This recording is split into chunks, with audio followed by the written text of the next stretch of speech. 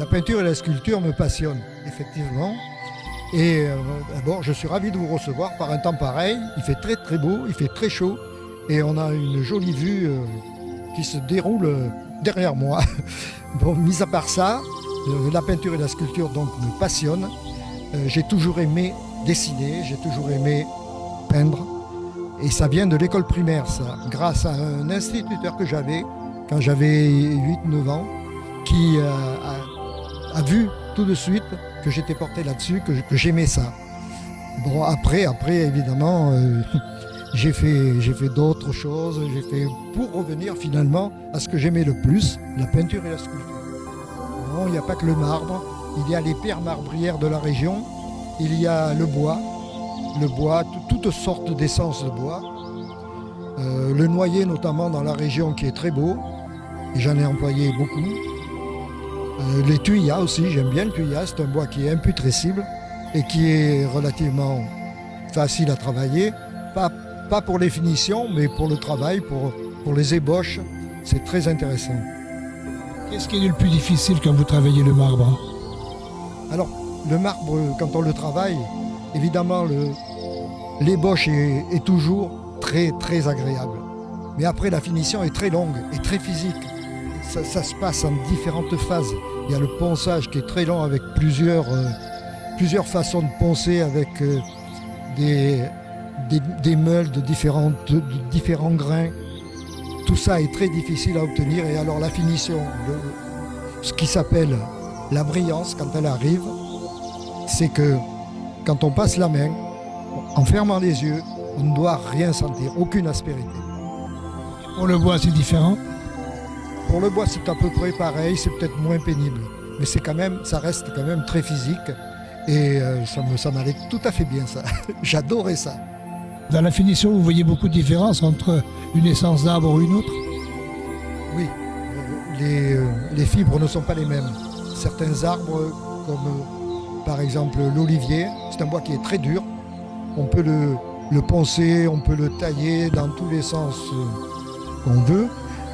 Ça sera toujours la même chose. Alors qu'un chêne, par exemple, il a une fibre qui est particulière.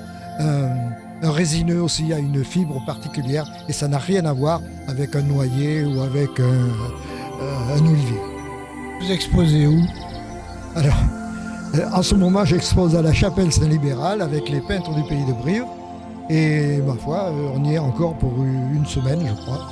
On est là à côté de votre atelier. Et cet atelier, il se situe où? Alors cet atelier se situe à Port-Cousage. C'est un atelier qui domine le lac du Causse.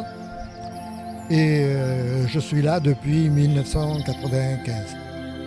Vous faites également de la peinture. Quel est votre style? Alors pendant 40 ans, j'ai fait du figuratif, un peu comme tout le monde en débutant. Mais moi, ça a duré quand même 40 ans.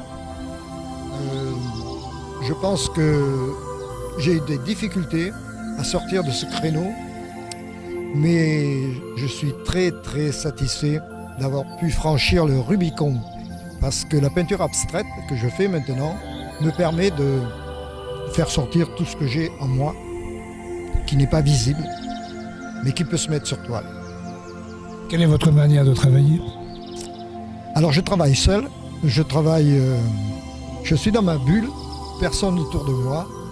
J'ai beaucoup de recul dans l'atelier où je travaille, ce qui me permet de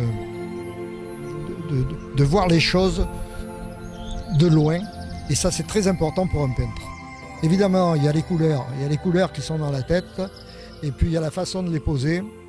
Et je pense que d'entrée, il faut avoir une image globale de ce qu'on veut faire. Après, évidemment, il peut y avoir quelques variantes qui viennent se rajouter ou se supprimer. Mais au départ, dans la tête, on a l'image terminée. Oui, c'est d'après mon imagination que je travaille, le bois et la pierre et le marbre. Mais tout part d'un dessin, un dessin précis, imaginé, et je me tiens à ce dessin. Et surtout, en ce qui concerne les sculptures abstraites, ce dessin est très important. Ce dessin n'a jamais été vu, il sort de moi, il est à moi, et je le remets sur la pierre ou sur le bois. Mais il sort quand même d'un dessin précis.